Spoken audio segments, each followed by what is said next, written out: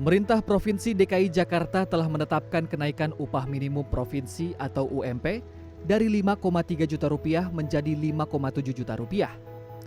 Keputusan itu memunculkan reaksi di berbagai kalangan, terutama dari kalangan pekerja.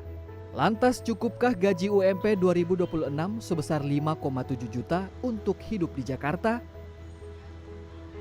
Kalau cukup nggak cukup sih tergantung sebenarnya ke ini. Cuman akhir-akhir ini dalam setahun terakhir ini kayaknya kenaikan bahan pokok ya lonjakannya sangat tinggi. Jadi saya rasa sih kurang. Kalau layak sebenarnya range-nya sekitar 15-an sih ya, 15 juta karena kan di Jakarta itu rata-rata orang kan nggak tinggal di rumah sendiri ya. Harus ada biaya rent, sewa, biaya hidup juga. Kayaknya keluarga di rumah itu sehari-hari 100.000 nggak cukup deh ya. Kalau dihitung untuk biaya di Jakarta kayaknya sih kurang ya. Soalnya dari mulai kalau yang merantau ada kontrakan atau kos-kosan juga udah mahal. Kalaupun mau nyari yang lebih murah pasti jauh banget tuh. Untuk untuk dengan gaji segitu terus mau makan yang sekiranya masih enak kayaknya agak sulit ya. Kurang lah menurut saya. Kalau biaya hidup sih pas-pasan ya gitu, kalau segitu ya. Apalagi kalau di Jakarta ini ngontrak gitu, kontrak kan mahal. Ya. Kira-kira berapa sih Bu untuk bisa tinggal di Jakarta tuh cukupnya berapa sih? Ya minimal 6 sampai 7 juta lah. Ya, karena biaya juga tinggi, makanan, kebutuhan juga sangat tinggi juga. Menurut saya yang baru awal menginjakan sih aman sih ya, cuman balik lagi ya kebutuhan hidup orang kan beda-beda seperti apa, apalagi hidup di Jakarta kan yang serba mahal dan biaya hidupnya juga banyak gitu kan, gitu sih. Kalau untuk di sekarang mungkin untuk saya sendiri oke sih, maksudnya di segitu. Cuma kan setiap orang beda-beda gitu ya. Sebenarnya yang dengan angka segitu sih paling untuk bisa dibuat kehidupan sendiri ya, kayak untuk saving money-nya juga mungkin di segitu juga masih dikit sih, paling lebih ke kebutuhan hidup saya sih Mas. Menanggapi penetapan UMP DKI Jakarta tahun 2026, perencana keuangan Safir Senduk membagikan tips agar upah yang didapat para pekerja bisa optimal dalam memenuhi kebutuhan hidup di Jakarta. Jadi mungkin tips pertama adalah lihat lagi kebiasaan-kebiasaan kecil kita, terutama soal konsumsi apa yang kita masukkan ke dalam badan kita. Dari situ kita bisa melakukan penghematan yang cukup banyak. Kemudian mungkin pengeluaran-pengeluaran lain masih soal makan saya pikir ya.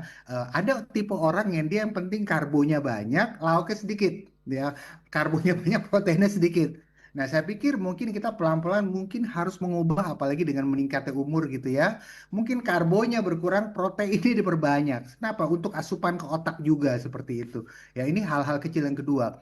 Kemudian ketiga adalah ada juga yang namanya biaya transportasi ya. Saya selalu ditanya mana lebih murah antara kita naik KRL atau beli motor. Saya bilang gini, kalau Anda naik KRL 5.000 perak sekali jalan, pulang 5.000 perak, 10.000 perak gitu ya. Every day itu tiap hari itu 10.000 perak KRL, pulang pergi 10.000 katakan gitu ya.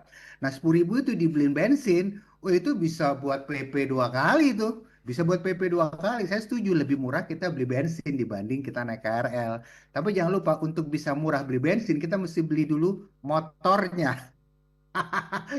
Untuk kita harus beli dulu motornya. Berapa harga motor? Sementara kalau kita naik KRL, kita tidak perlu beli dulu aset motornya seperti itu. Apalagi pengeluaran-pengeluaran kecil lain ya. Kadang-kadang banyak orang tua yang mereka mau dia bisa efisien soal pengeluaran terhadap mereka berdua suami istri. Tapi kalau anaknya minta apa, mereka langsung turutin begitu aja.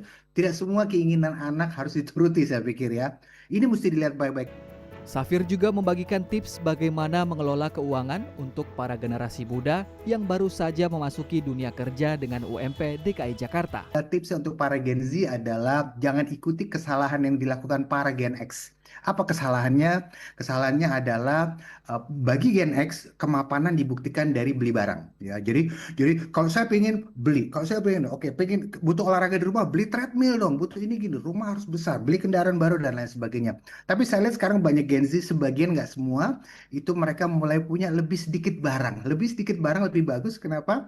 Karena ini yang dialami oleh para Gen X. Mereka punya kebanyakan barang dan makin banyak barang, makin banyak problem. Jadi saya pikir itu aja ya buat para Gen Z, berinvestasi lebih banyak, kemudian tambah pengetahuan dalam sertifikasi mungkin atau apapun itu, dan lebih sedikit punya barang lebih baik. Beragam respons pekerja muncul menanggapi kelayakan hidup di Jakarta dengan UMP 5,7 juta rupiah.